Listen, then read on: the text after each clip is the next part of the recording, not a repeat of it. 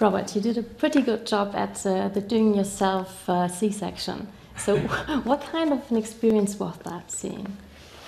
I mean, when you watch it in the movie, it looks so sort of extreme and like graphic, but I think doing it was really funny. I mean, I was just doing it with a dummy of Kristen and of Bella, and kind of not really knowing what to do. I mean, obviously I've never performed a C-section before, and then trying to do it with your mouth.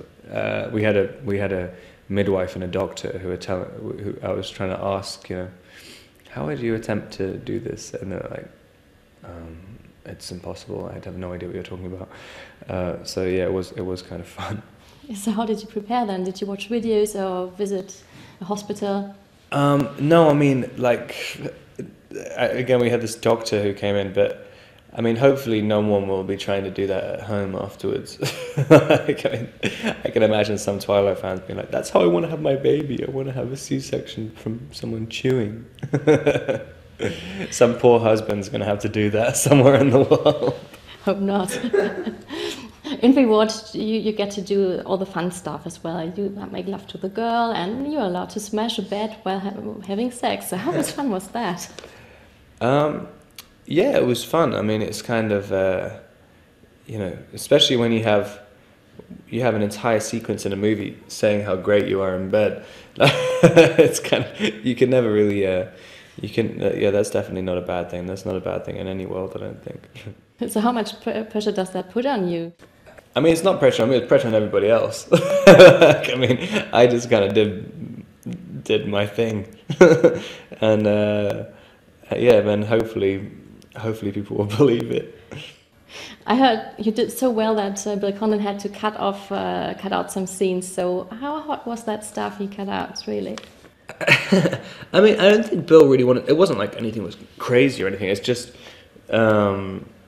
the ratings classification board. I mean, they just have very strange requirements about things.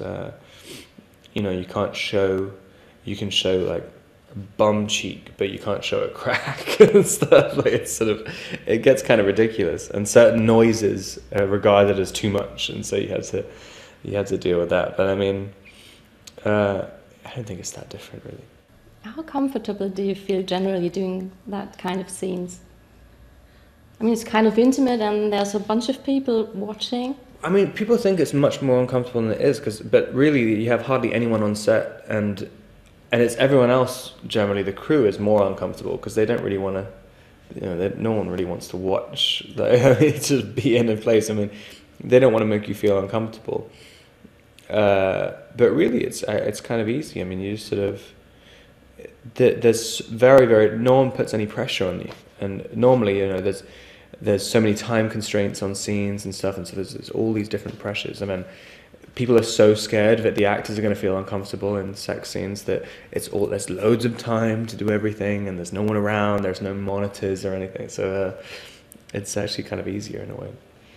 What do you think is the difference if you have been knowing a person for a long time, like Kristen, and you have shot already some movies together, or if you do that on the very first day of shooting? I mean, there's really not much of a difference. I mean, unless you really, really don't like each other, like, it's kind of, you know, it's always kind of silly pretending to have sex with someone. You just sort of, like, I mean, I did this movie after called Cosmopolis, where there's like 3 sex scenes in it, and every sex scene was with the actress, and I met them that day, like, really weird. I mean, I was doing a scene with Juliette Binoche, like, the first time I ever met Juliette Binoche in my life, and she's one of my favorite actresses in the world, and within an hour of meeting her, we had to be pretending to have sex. It is a kind of strange experience. For the first time, you show a lot of skin in the movie, so everybody kept on talking about Taylor's abs. So how much pressure was that for you to work out?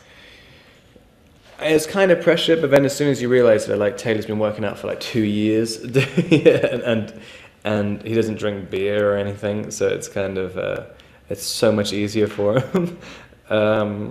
I got really into it for about a month, and then as soon as it got closer to shooting, when I realised, like, my abs aren't as big as Taylor's, and I just kind of thought like, oh, it's not worth it. I'm just gonna eat cheeseburgers again.